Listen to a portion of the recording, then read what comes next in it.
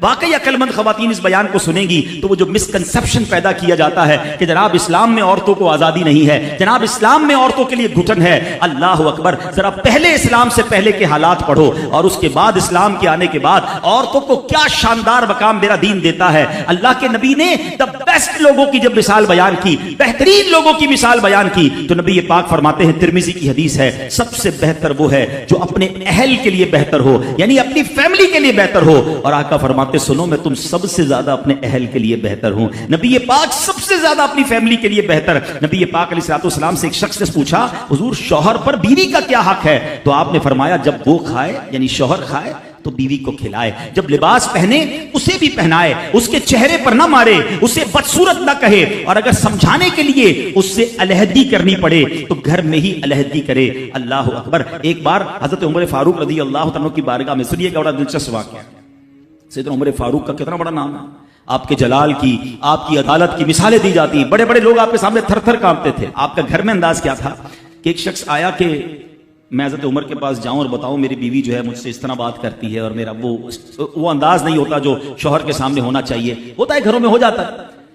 تو حضرت عمر کے دروازے پر پہنچا نا، تو اندر سے اسے سیدنا عمر فاروق رضی اللہ تعالیٰ عنہ کی زوجہ ام کلثوم رضی اللہ تعالیٰ عنہ کی ناراضگی کی عالم میں گفتگو کرتے ہوئے سنا۔ وہ حضرت عمر سے بات کر رہی تھی، تو وہ شوہر سوچنے لگا کہ میں تو اپنی بیوی کی شکایت لے کر آیا تھا، حضرت کے تو گھر کا بھی معاملہ ہی ایسا ہی ہے۔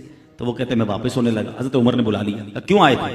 تو کہا کہ میں تو حضرت اپنی بیوی کی شکایت کرنے آیا تھا، مگر میں آپ کے دروازے پر آیا، آپ کا بھی معاملہ ہی ایسا ہی ہے، تو میں سمجھ گیا ہم دونوں ایک ہی معاملے میں ہی ہیں۔ اب حضرت عمر نے جو ان کی تربیت فرمائی نا، آپ نے فرمایا میری بیوی کے مجھ پر چند رائٹس ہیں، چند حقوق ہیں، مجھے اس سے چند فائدے حاصل ہوتے ہیں جس کی بنا پر میں اس سے درگزر کرتا ہوں۔ پہلا یہ کہ یہ میرے لیے جہنم کی آڑ ہے، میرا دل اس کی وجہ سے حرام کاموں سے بچا رہتا ہے۔ نمبر دو، جب میں گھر سے نکل جاتا ہوں یہ میری خزانچی بن جاتی ہے، یعنی میرے مال کی نگہبان بن جاتی ہے، میری دھوبن بن جاتی ہے، میرے کپڑے دھوتی ہے، میرے بچے کی پرورش کرتی ہے، میرے لیے روٹیاں اور کھانے پکاتی ہے۔ تو وہ شخص کہتا ہے یہ سارے فائدے تو مجھے بھی اپنی بیوی سے حاصل ہیں، تو میں تو کبھی درگزر سے کام نہیں لیتا، وہ مجھے کہتی میں اسے لڑنا شروع کر دیتا ہوں۔ کہتا آج آپ کی بات سے نصیحت مل گئی، اب میں اپنی بیوی کی چھوٹی موٹی باتوں کو میں بھی درگزر کر دوں۔ کتنی پیاری بات بتائی۔ ہم وہ ساری باتیں بھول جاتے ہیں، ایک غلطی پر پکڑ لیتے ہیں، ایک غلطی پر ڈانٹتے ہیں، ہر غلطی پر جناب ایسا نہیں ہوتا، ہر غلطی کی سزا سزائے موت نہیں ہوتی ہے۔ ہم غلطیاں نہیں کرتے، اگر جس طرح ہم اپنی بیوی کو اور غلطی پر ڈانٹتے وہ ڈانٹنا شروع کرتے پھر کیا حال ہوگا؟ تو ایسا نہ کرے، وہ بھی دل رکھتی ہے۔ ہم نے کسی انسان سے شادی کی ہے، کمپیوٹر سے نہیں کی، ٹھیک ہے نا؟ تو کمپیوٹر بھی آج کل وائرس آ جاتا ہے، تو وہ تو انسان ہے، غلطی ہو گئی کوئی بات نہیں۔ تو سبحان اللہ، اتنا پیارا مذہب ہے۔ درود پاک پڑھنے کے بے شمار فضائل و برکات ہیں۔ کعبے کے بدر الدجا، طیبہ کے شمس الضحیٰ صلی اللہ تعالی علیہ وسلم کا فرمان عالی شان ہے کہ جو کوئی شخص مجھ پر ایک بار درود پاک پڑھے، اللہ کریم اس پر اپنی 10 رحمتیں نازل فرماتا ہے۔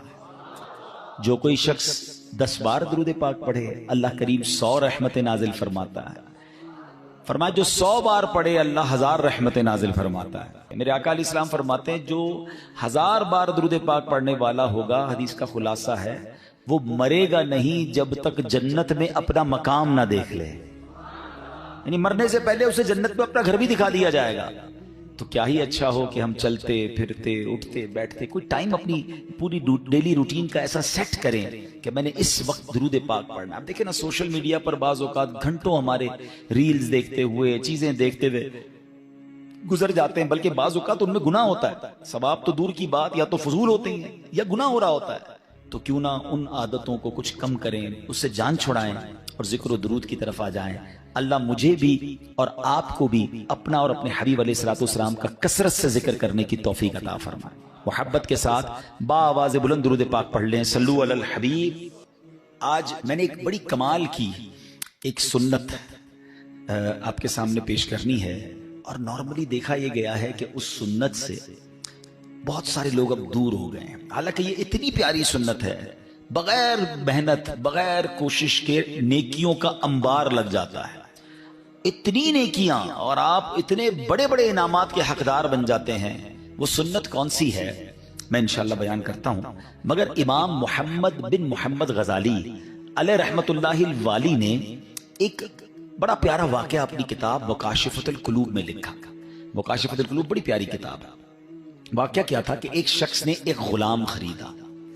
آج کے دور میں تو کسی کو گھر میں ملازم رکھنا ہو تو وہ نوکری پہ جاب پہ رکھتا ہے نا، پہلے ایسا نہیں ہوتا تھا، پتہ پہلے غلام خریدے جاتے تھے، انہوں نے غلام خریدا۔ اچھا جب غلام خریدا تو غلام کہتا ہے حضور میری 3 شرطیں ہیں۔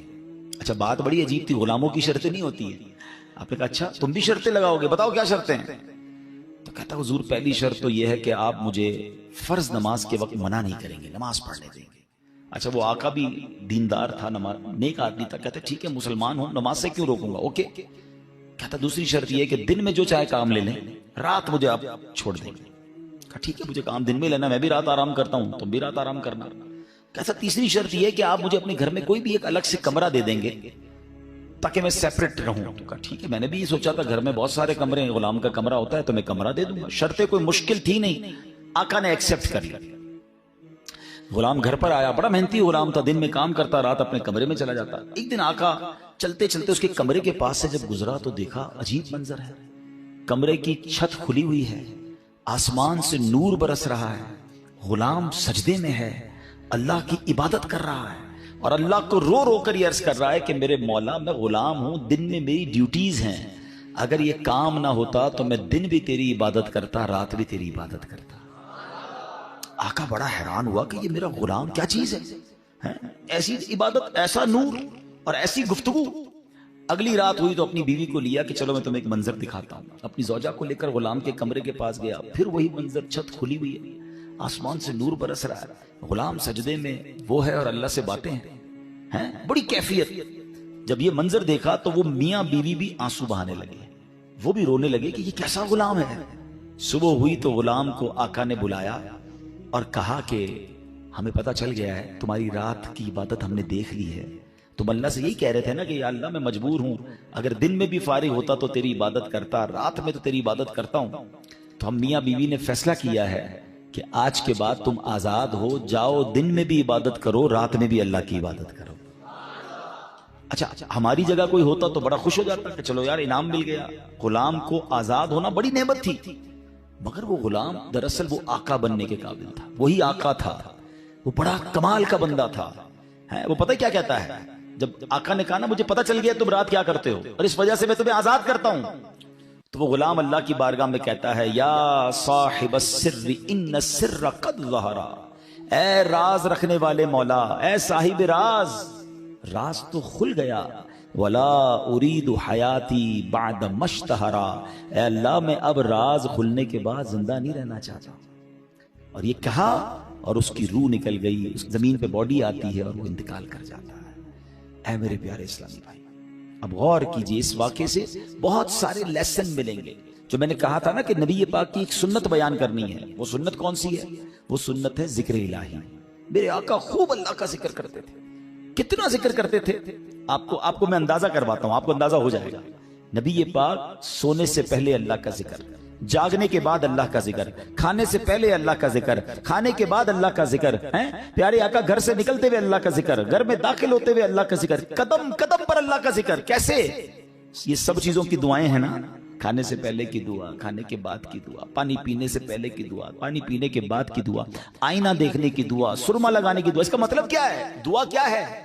ذکر الہی ہے نا، اللہ سے باتیں کرنا ہے نا۔ نبی پاک قدم قدم پر اللہ کو یاد کرتے، سورج گہن کی دعا، چاند گہن کی دعا، بارش برس رہی ہے پھر دعا، بادل گرج رہے پھر دعا، قدم قدم پر دعائیں، کتنا اللہ کا ذکر کرتے تھے۔ اور آج بتاؤ پورا پورا دن گزر جاتا ہے، ہم کتنا اللہ کا ذکر کرتے ہیں؟ یہ غلام کتنا اللہ کا ذکر کرتا تھا کہ رات بھر اللہ کی عبادت ہے، اور تمنا کیا ہے؟ مولا دن بھی مل جاتا تو دن بھی تیری عبادت کرتا، دن بھی تجھے یاد کرتا، دن بھی تیرا ذکر کرتا۔ ذکر الہی پر میں انشاءاللہ آگے بات کرتا ہوں، مگر اس واقعے سے ایک اور بڑا کمال کا میسج مل رہا ہے۔ اس غلام کی عبادت لوگوں کو پتہ چل گئی، اس کا راز کھل گیا۔ وہ کہتا ہے مولا اب جینا نہیں ہے، میں تو عبادت تیرے لیے کرتا تھا نا، میں جانتا تھا مالک تو جانتا تھا، اب تو لوگوں کو پتہ چل گیا۔ اب بتائیں ہمارا کیا حال ہے؟ ہم تو عبادت بہت سارے لوگ کرتے ہی اس لیے کہ لوگوں کو پتہ چل جائے، وہ اس لیے کر رہا ہے کہ رب دیکھے اور کوئی نہ دیکھے، اور ہماری اکثریت ان کاموں میں لگی ہوئی ہے کہ دنیا دیکھے میں نے کیا کیا ہے۔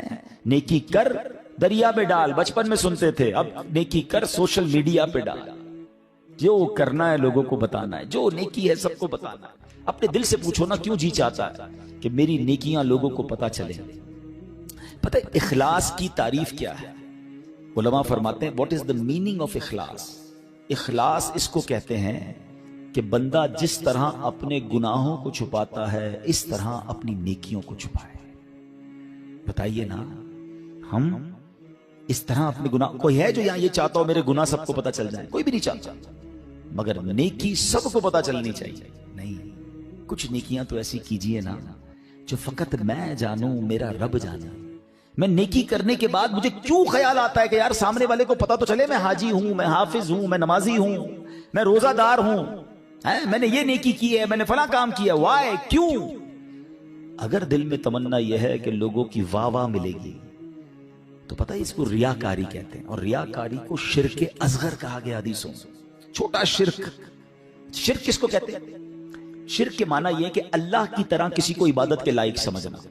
ٹھیک ہے نا؟ یعنی اللہ کی ذات و صفات میں یا تو کسی کو شریک ماننا یا کسی کو معاذ اللہ کی طرح عبادت کے لائق سمجھنا. یہ شرک ہے، بندہ اسلام سے خارج ہو جائے گا. اب اس کو شرک اصغر کیوں کہا گیا؟ کہ بندہ پڑھ تو نماز رہا ہے، رکھ تو روزہ رہا ہے، صدقہ کر رہا ہے، خیرات کر رہا ہے، عبادت اللہ کی کر رہا ہے، مگر دل میں تمنا ہے کہ لوگ راضی ہو جائیں، لوگ خوش ہو جائیں. نیت کیا ہے؟ نیت رب کو راضی کرنے کی نہیں، لوگوں کو راضی کرنے کی ہے. اب ہم چیک کر لیں کہ کہیں ایسا تو نہیں کہ شیطان ہمارے اندر یہ وبا داخل کر چکا ہے.